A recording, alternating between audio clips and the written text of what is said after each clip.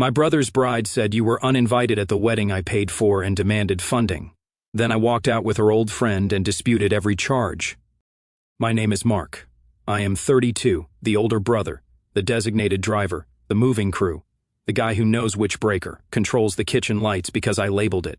I fix point-of-sale systems for a living and family problems for free. I am the one who has the group chat muted but still shows up with folding chairs and a cooler because I said I would. My parents like to say we are traditional. It usually means Evan is the favorite. He is 29, all charm and momentum. He floats. I plan. When he announced he was marrying Laya 11 months after meeting her at a rooftop bar, Mom cried happy movie tears and Dad said finally someone was sparkle. I heard, "Mark, get your wallet." I did what I always do. I booked tastings. I called vendors. I made a Google sheet color-coded enough to make my eyes water.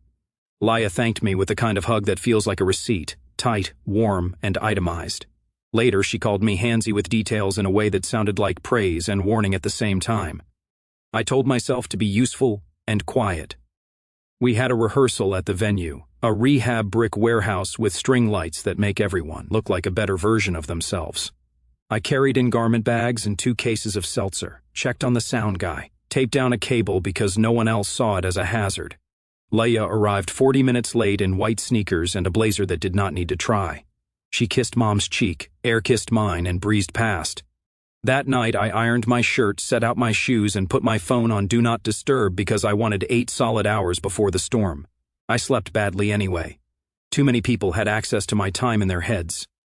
The next afternoon, I walked into the bridal suite to drop off a steamer like a responsible extra. Laya turned, saw me in the doorway, and her smile snapped off like a light. "What are you even doing here? You were uninvited yesterday," she said flat, like she was talking to a caterer who delivered the wrong trays. The room stopped breathing. 2 bridesmaids froze mid-mascara. Mom coughed a small warning cough. Evan was not there. It was just us. Instinct and lighting. I did not match her tone. I keep mine in a drawer labeled calm. "Understood," I said. "But before I leave, meet my +1, an old friend of yours." There was a beat, the half-second when your brain searches for a script. I stepped aside. Naomi stepped in. Laya's face did 3 emotions fast: surprise, calculation, denial, then nothing at all. She went silent, took 1 breath, and folded to the rug in a slow, controlled faint like a curtain closing itself.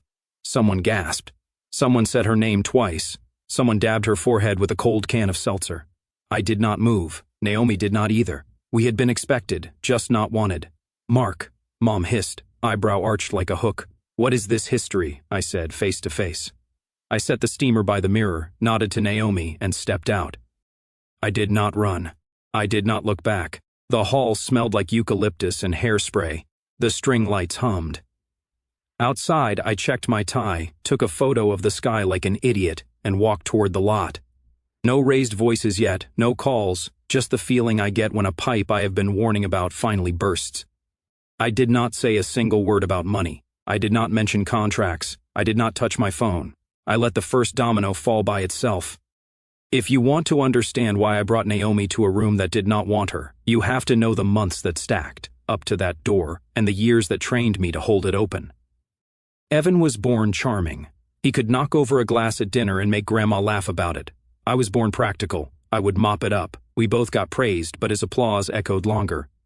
"He has got that spark," Mom would say. "Mark is our steady one," Dad would add. Like steadiness is not a talent that keeps the roof dry. Money was a theme before I had my own. When I was 19, I worked nights in a warehouse and mornings at a coffee place so I could pay tuition. "Character," Dad said approvingly, which means no help. When Evan was 19 and took a gap to explore, he got a used Subaru with a bow. Safety, Mom called it. "We take care of ours." They mean, I take care of ours. The first time Evan asked for a bridge was for a deposit on an apartment. The next bridges arrived on schedule. A camera for a YouTube channel that died after 6 videos. A security deposit he forgot about. Fees from a job he left because the boss did not appreciate talent. Mom called these things investments. I called them what the receipt said. Small humiliations formed a slow drip. I would show up to family dinner with a cheesecake I paid for, and Mom would say, "Evan, cut it. Let your brother relax for once." Like I am a guest who wandered into a restaurant.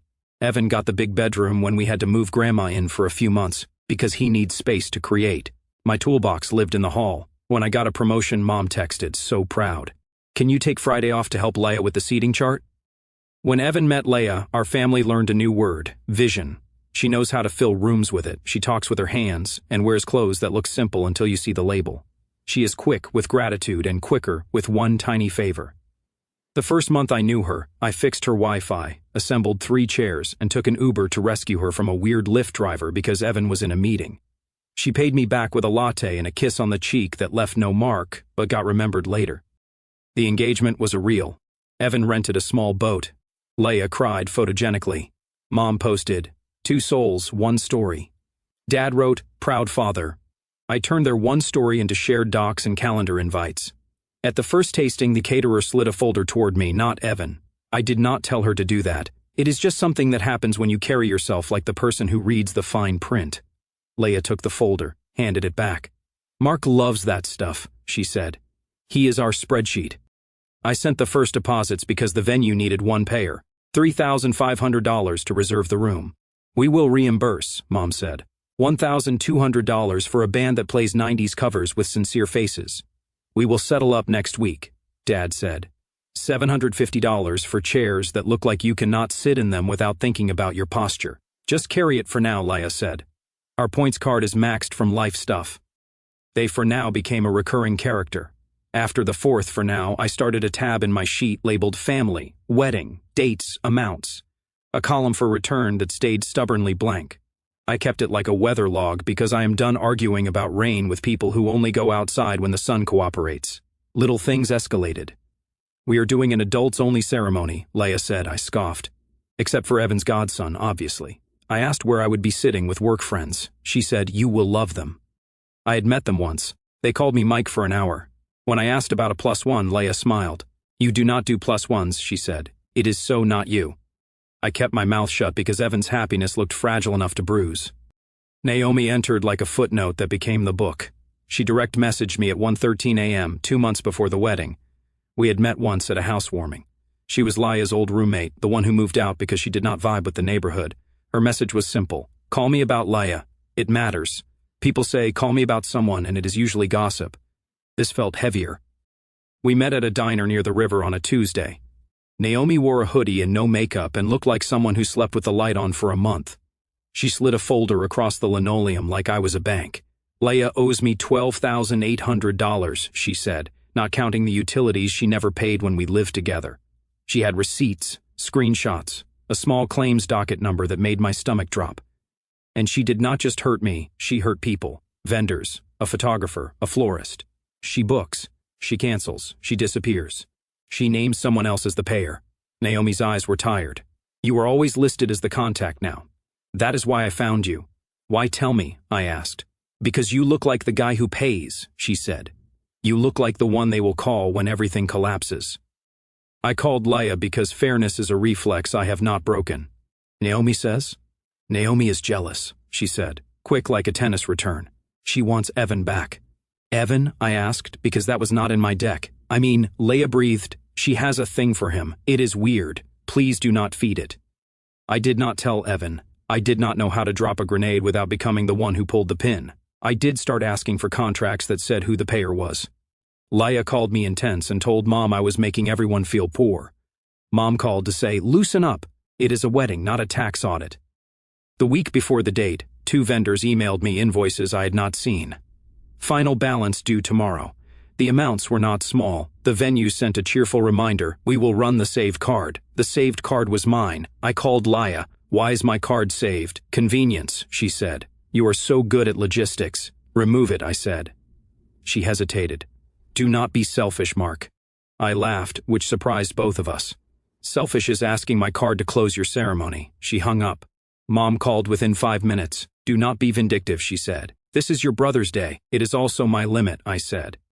The next day, a text from Leia. Due to tension, you are not in the wedding party anymore. Also, to prevent venue capacity issues, we need to retract your invite. A formal uninvite the day before. Not a conversation, a notice. Evan added, Dude, do not make this about you, please.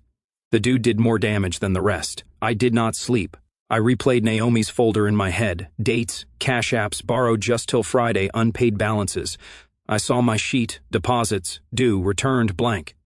At 7:15 a.m. on the wedding day, I made a decision I wish I had made 10 years ago. I would not leave my brother blind if I had a way to turn on the light. Naomi agreed to walk in with me, not to perform, not to fight, just to exist in a room that pretended she did not.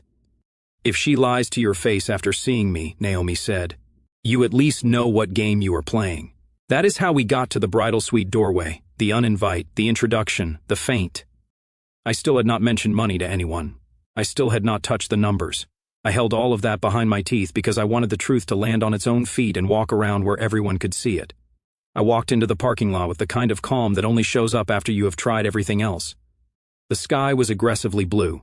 A kid in the next lot was practicing skateboard tricks alone. In my pocket, my phone buzzed with a text from Mom, "Come back now." I did not.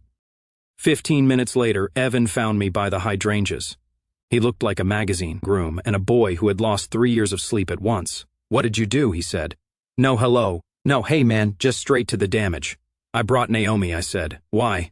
"Because she is part of your story," I said. "You should know all the chapters before you sign the book." He scrubbed his face. "Laya says Naomi is stalking her." "Laya says a lot of things," I said. "Have you read the docket?" "What docket?" He was not playing dumb. He was enrolled in it. I handed him a manila envelope, the same kind as Grandma's, different contents, copies of Naomi's filings, screenshots of payment requests, invoices with my email listed as backup contact, 2 vendor emails that said, "We have been here before." I had written dates in pencil at the top like a teacher. He flipped, skimmed, flipped again. His mouth moved once with a word he did not say. From the side door, Mom appeared like a stage manager. "Mark, fix this," she hissed. "Apologize to Leia. You embarrassed us." I looked at Evan. "This is not about revenge," I said, simple and slow. "This is about closure." Mom laughed without humor. "Closure? At a wedding? You are cruel. Cruel is letting your son take on a life he does not understand," I said softly. The door opened wider. Leia stood there, paler than makeup can fix, her maid of honor fanning her with the program. She saw the envelope in Evan's hands. Her eyes went knife-sharp. "Do not listen to this," she said. "Naomi is obsessed with me. She has always been obsessed. Mark is jealous of us. He is trying to ruin today." Evan looked at me. "Is that true?" "No," I said. "What is true is this. My card is on file at the venue. The final run happens at 4 o'clock. The florist says, we owe them $2,140 because someone added peonies yesterday. The band sent a rider I did not agree to. And 3 vendors in Naomi's folder have your fiancé on block." "Stop," Leia said, voice sharp enough to scratch my throat. "You are pathetic." I kept my tone flat. "I am consistent." Dad appeared, tie slightly crooked, eyes on fire. "You will not destroy this family moment," he said, finger out. "I did not," I said. "You set it on a gas stove and then left the room." The maid of honor whispered to Leia. Leia shook her head. "Call security," she said, eyes never leaving mine. Evan held up a hand. "No." He stared at the papers like they would learn English if he stared long enough. "Is any of this not real?" he asked Leia. She smiled, the smile I had seen talk us out of parking tickets and into upgrades. "Baby, please. Today? Really? We can talk later." "Answer," he said. Not loud, final. Her mouth pressed flat. "Naomi is dramatic," she said. "She lent me money because she wanted to be involved. She is punishing me for boundaries." "Did you add my card to vendors without asking?" I asked. She turned on me. "You offered. You said you wanted to help." "I offered to organize," I said. "You used my card because I do what I say." Evan sat on the low wall like someone unplugged him. He was still holding the folder. He looked up at me with eyes that were suddenly 12. "What do I do?" "You do not have to get married today," I said. "You can say not like this. You can hit pause. You can keep the parts that are real and throw out the parts that are dead." Mom made a choking sound. "Mark." Dad stepped forward. "Walk away and you will regret it forever," he told Evan. "Walk in blind and you will pay for it forever," I said. Leia took a step toward Evan. Voice honey again. Hand on his sleeve. "Baby, do not let your brother take this from you. He has always been jealous. He has always wanted to be the hero. Being the hero is expensive," I said. "I am retiring from it." Silence sat down between us. The skateboard kid felt thumped. Ronaldo, the venue manager, walked up like he had wandered into the wrong theater. We need a decision about the extra tables, he said, and the bartender wants to know about the open bar in time. Leia seized on it. See, she said, real things, not drama. We are getting married today. Evan looked at the ring on his hand, then at the manila folder, then at Leia's face. He stood. He handed me the folder back. Can I have an hour? He asked Leia. Absolutely not, she said. He nodded once, slower than the second hand on a clock. Then I need one anyway, he said. She whispered something about abandoning her. Mom started crying. Dad started lecturing. I put the folder under my arm, turned to the manager and said, please stop all charges on the save card ending in 2442. The owner of that card withdraws authorization. My voice did not shake. I expected it to. It did not. Leia's head snapped toward me. You cannot. I can, I said. It is mine. Ronaldo looked relieved to have a directive. Let me, go check, he said and jogged away. Leia's face shifted into something I had never seen on it before. Not anger, not charm, not calculation, fear. It looked honest. Get out, she said to me, voice low and shaking. Now I am leaving, I said, but I am not saving this. That part is over. I touched Evan's shoulder once. He did not shrug me off. He also did not lean. That is okay. It was his hour. I gave it to him. I walked to my car feeling like I had stepped out of a role on stage, and the understudy refused to go on. In the rear view, I saw Mom grab Leia's hands. Saw Dad point at the sky like it had disrespected him. Saw the bridesmaids pretend to adjust flowers while they texted the group chat. I saw the string lights try to keep the mood from falling and fail. I did not drive far. I parked 2 blocks away under a tree I used to climb when I was 10. The leaves moved like a crowd breathing. My phone lit up. 30 minutes after I left, Evan called, screaming, tell me this is not true. What is not? I asked. Calm is a tool. I keep it sharp. Naomi, the vendors, your card, the peonies, everything. It is true, I said. I have documents. I put them in your email subject line before you sign. He made a hurt animal sound and hung up. I let him. In my banking app, I marked the venue's final payment as disputed and disabled card on file. I canceled 2 automatic tips attached to the bar tab. I sent a 1-sentence email to each vendor. I am not the payer. Remove my card from your system effective immediately. I carbon copied Ronaldo, so there was a human in the loop. I was not destroying a wedding. I was disconnecting my oxygen from a room that had locked the windows. Mom, 12 missed calls. Dad, 8. Unknown numbers, 6. Leia, none. She never calls the help. She calls the story. I turned my phone face down and stared at the steering wheel until my shoulders slid back into their sockets. Then I called my bank's fraud line. Charges pending at Old Foundry events and Barcraft services in the next 3 hours, I said. I withdraw permission, keep the deposit, block the rest. The representative asked security questions I could answer in my sleep. We will flag them, he said. You may still need to respond to merchant inquiries. I can do paper, I said. He laughed like that made me old. Ronaldo texted, got your note. We paused the final run. We need a new card to continue service. I typed, I am not providing one. Direct questions to the couple. He replied, understood. Best of luck to all. Hospitality workers should run the world. At 3:11, Ava, one of Leia's bridesmaids, posted a story, a boomerang of champagne, and the caption, some people cannot stand joy. I did not reply because my life expectancy matters to me. At 3:18, Evan called again, voice raw. She said Naomi made it all up. Did you call Naomi? I asked. Yes, he said, small voice. She sent me her small claims receipt and a text from Leia that says, please do not ruin this for me.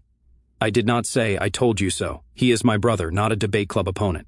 What do you want? I asked. Silence.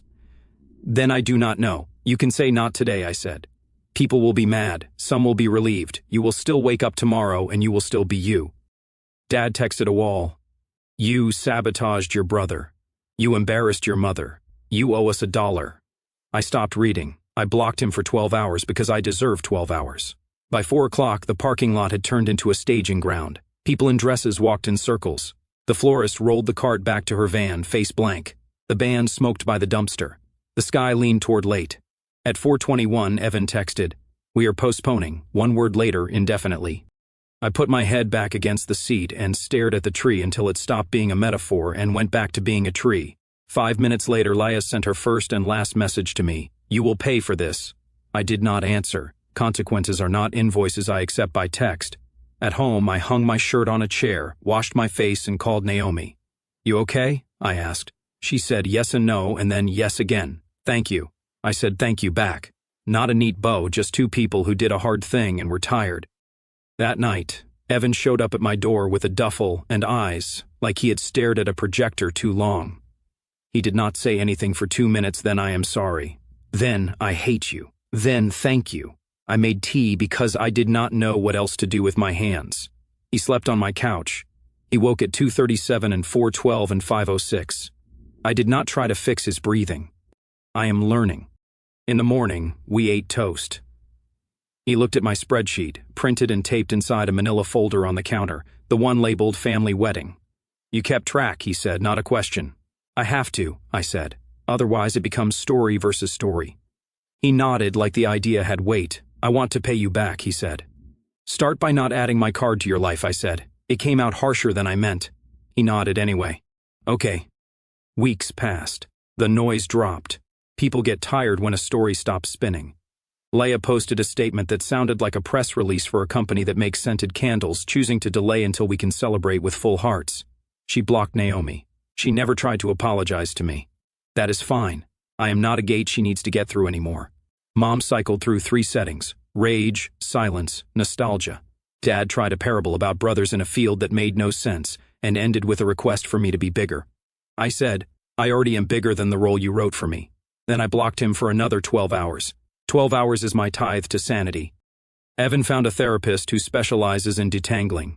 He gave me back the spare key I did not remember he had. I will ask next time, he said. The next time came when he asked me to help him cancel a ring insurance policy that billed to my email. I gave him the number and went back to my coffee. He called himself. The vendors were kinder than I deserved. The florist refunded part of the deposit because you were honest. The venue kept the initial money and waived the rest. I wrote thank you emails like a grandmother with nice stationery. I set new rules and wrote them where I could see them. No shared cards. No, just till Friday. No cosigns. No secret heroics. If my name is on a bill, I control the bill. If my name is not, I do not touch it. If someone says family first, I hear boundaries first. Because if you do not draw them, someone will draw them around you like crime scene tape and call it love. I did not bring down a wedding. I ended a pattern. That is the part I remind myself when guilt taps like a polite guest at midnight. I did not make the mess. I stopped paying for it. Here is the line said once for the record and then lived in small ways. This is not about revenge. This is about closure. Closure looks like hanging up, like removing a card, like not showing up when you were uninvited yesterday, like walking out into a bright parking lot and breathing until your lungs remember how. I hope Evan builds something sturdy that does not smell like smoke. I hope Mom learns how to love without playing PR. I hope Dad learns the story where the steady son does not have to prove his worth by paying for everyone's candles. I hope Leia pays what she owes to the people she used and stops calling that ambition. But whether they do or do not, here is what I know. I am done being the automatic funding source, the human contingency plan, the +1 to other people's emergencies. I will show up when asked with respect, not expectation. I will keep receipts, not resentments. I will pick my moments and leave if the room decides I am furniture. I check my locks. I sleep. I make eggs. I answer calls when I choose to. And when someone says, "What are you even doing here?" I say with a smile, they cannot spend exactly what I need. After it all settled, the postponed wedding, the refunded deposits, the quiet weeks that followed, I sat alone in my apartment one evening, staring at the spreadsheet I'd finally closed. The numbers were zeroed out, but the feeling inside me wasn't empty. It was full, heavy, like I'd been carrying a backpack full of bricks for years and someone had finally cut the straps. For the first time in my adult life, I felt seen. Not as the reliable one, the fixer, the wallet with legs, but as Mark, a person with limits, with pain, with a right to say no. And that realization hit me harder than any argument or slammed door ever could. I cried that night, not dramatically, just quietly into a dish towel while the kettle boiled. Tears for the kid who mopped up spills without complaint, for the teenager who worked double shifts while his brother got a car with a bow, for the man who'd organized someone else's dream wedding, only to be told he wasn't welcome at it. I wasn't angry anymore. Anger had burned off in the parking lot that day. What was left was grief, for the version of family I'd been trying to hold together with my own hands, for the years I'd spent proving my love in deposits and favors, instead of asking to be loved back without a price tag. And beneath the grief, something lighter, relief. Deep, bone-level relief. like stepping out of a house that had been slowly filling with water and finally breathing real air again. Bringing Naomi that day wasn't revenge. It was the first time I chose myself without apology. Walking out wasn't dramatic, it was necessary. And disputing those charges, that wasn't petty. It was the sound of me finally closing a door I'd kept propped open with my foot for far too long. Evan sleeping on my couch those first nights, waking up gasping at odd hours. I didn't fix it. I just sat with him in the dark sometimes, two brothers sharing silence instead of me carrying everything alone. That's new. That's healing, slow and awkward and real. I don't hate Leia. I don't even hate my parents. Not really. I just see them clearly now, and I've decided I don't need to stand in the rain anymore just because they refuse to come inside. These days, when guilt tries to creep in, you ruined your brother's wedding. You broke your mother's heart. I remind myself of one truth I've earned the hard way. Protecting yourself isn't destruction, it's survival. And sometimes survival looks like walking away from people who only notice you're drowning when you finally stop treading water for them too. I'm 32 and I'm just starting to learn what it feels like to matter to myself. It's quiet, it's steady, and for the first time, it feels like enough.